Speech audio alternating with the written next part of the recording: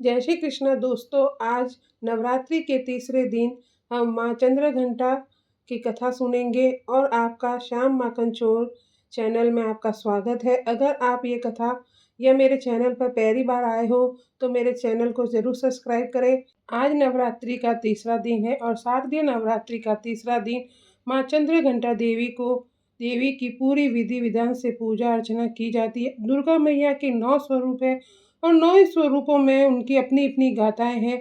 माथे पे अर्धचंद्र लिए माता चंद्रघंटा दैत्यों का नाश करती है। माता का स्वरूप बड़ा ही अलौकिक है।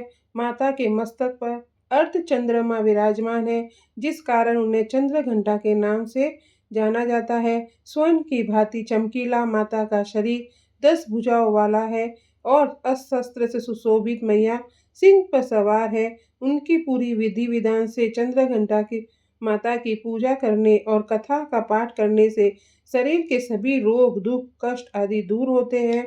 माँ का अति प्रिय कलर लाल है और उनका फूल गुलाब का और कमल का अति प्रिय है।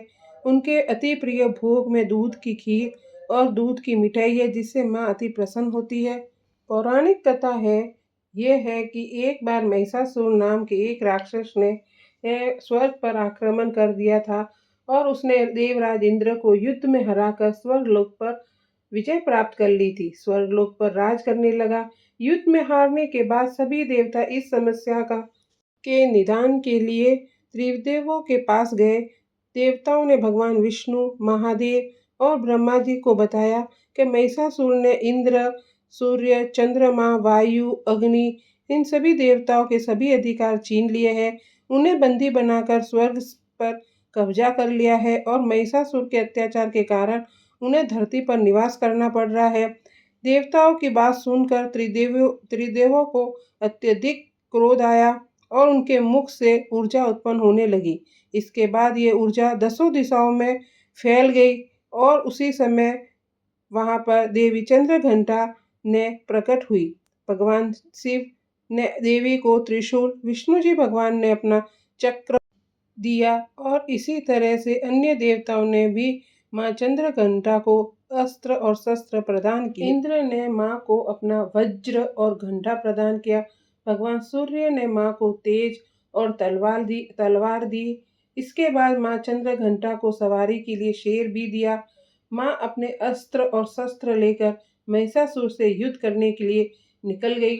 माँ चंद्रघंटा का रूप इतना विशालकाय था कि उनके इस स्वरूप को देखकर महिषासुर अत्यंत डर गया।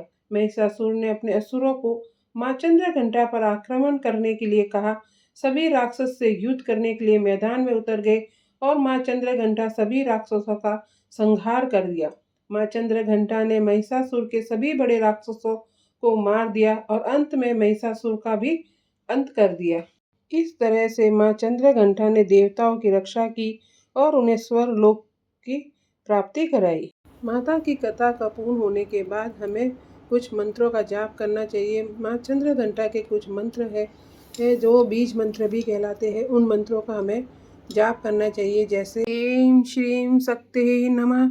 इस मंत्र का हमें कम से कम 108 बार जाप करना चाहिए। इसी प्रकार से दूसरा मंत्र है या देवी सर्वभूतेषु माँ चंद्रघंटा रूपेण संस्थिता नमस्तस्यै नमस्तस्यै नमस्तस्यै नमो नमः। इसी प्रकार आप माँ की आराधना करें, पूजा पाठ करें, कथा पढ़ें। इसी के साथ जय श्री कृष्णा, राधे राधे दोस्तों।